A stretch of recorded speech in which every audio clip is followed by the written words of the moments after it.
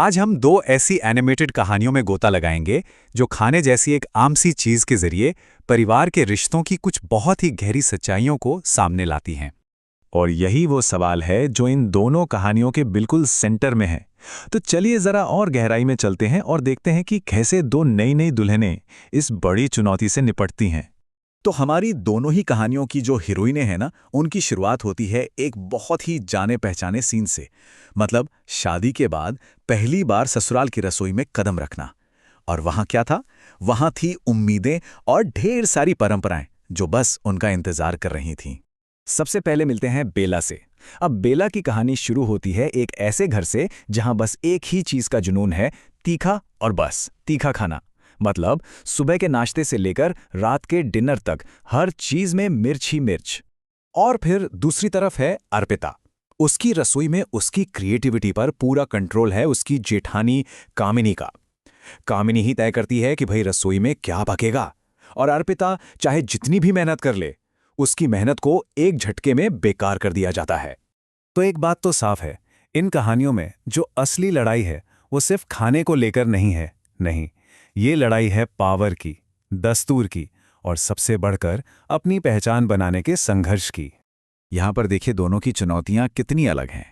एक तरफ बेला है जिसका संघर्ष एक बहुत ही अजीब सी आदत, मतलब हद से ज्यादा तीखा खाने की आदत के खिलाफ है। और दूसरी तरफ है अर्पिता जो सीधे सीधे कंट्रोल के खिलाफ, अपनी जेठानी के कंट्रोल के खिलाफ लड़ रही है। सोचिए, बेला के ससुर मिर्च की चटनी देखकर खुशी से गाने लगते हैं, उफ मिर्ची, हाय हाय मिर्ची। इससे पता चलता है कि उस घर में मिर्च को लेकर दीवानगी किस लेवल की थी। सुनने में तो ये थोड़ा मजाकिया लगता है ना, पर बेला के लिए ये उसकी रोज की हकीकत थी। और फिर ये देखिए कामिनी के शब्द, जाओ इसे कूड़ेदान में फेंक दो, इस घर में खाना सिर्फ मेरी पसंद का बनता है। ये शब्द साफ साफ दिखाते हैं कि अर्पिता पर कितना सख्त कंट्रोल था। यहां बात टेस्ट की थी ही नहीं, बात सिर्फ और सिर्फ पावर की थी। तो चलिए अब आगे बढ़ते हैं, देखते हैं कि ये जो रोज रोज का टकराव था, ये कैसे एक ऐसे मोड़ पर आ पहुंचता है जहां इन दोनों औरतों को अपनी नई जिंदगी की हकीकत से आमना सामना करना ही पड़ता है। बेला के लिए तो जैसे ये एक अग्नि परीक्षा थी, उस पर एक के बाद एक मुश्किल काम थोपे जा रहे थे। पहले दिन तीखे मिर्च के पकोड़े जिनसे उसके हाथ तक जल गए। फिर दूसरे दिन 1-2 किलो मिर्च की चटनी पीसने का ऑर्डर मिला।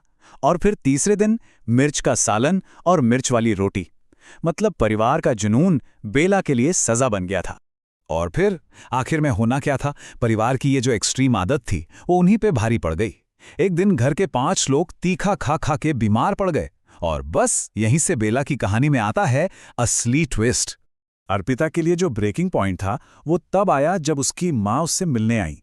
वो अपनी माँ के लिए कुछ खास बनाना चाहती थी, लेकिन कामिनी ने उसे दाल रोटी परोसने पर मजबूर कर दिया। सोचिए, अपनी ही माँ की ठीक से खातिरदारी न कर पाना, ये अर्पिता के लिए बहुत बड़ा अपमान था। और यही उसकी कहानी का टर्निंग पॉइंट बना। तो अब दोनों ही घरों में सिचुएशन एकदम चरम पर पहुंच चुकी थी, लेकिन शांति वापस कैसे आई? दोनों के तरीके एक दूसरे से बिल्कुल अलग थे।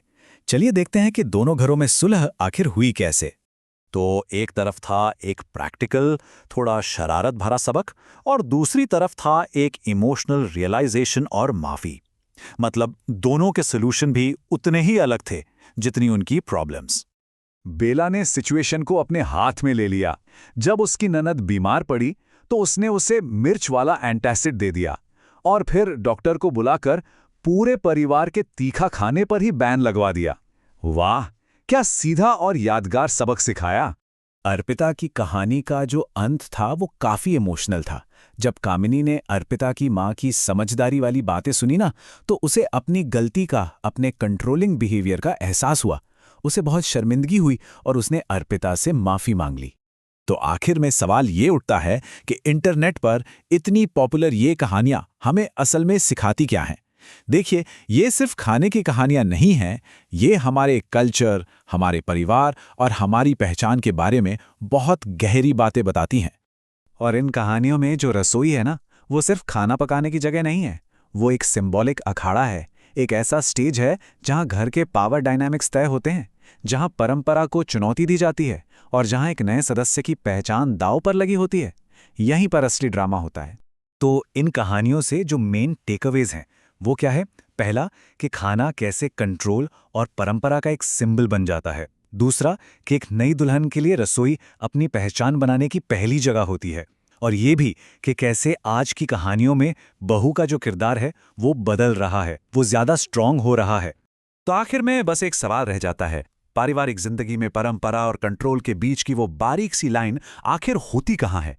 ये सवाल इन कहानियों का निचोड़ है और ये हमें इस बात पर सोचने के लिए छोड़ जाता है कि किसी भी परिवार में दस्तूर निभाते हुए अपनी पहचान को बचाए रखना कितना जरूरी और कितना मुश्किल हो सकता है।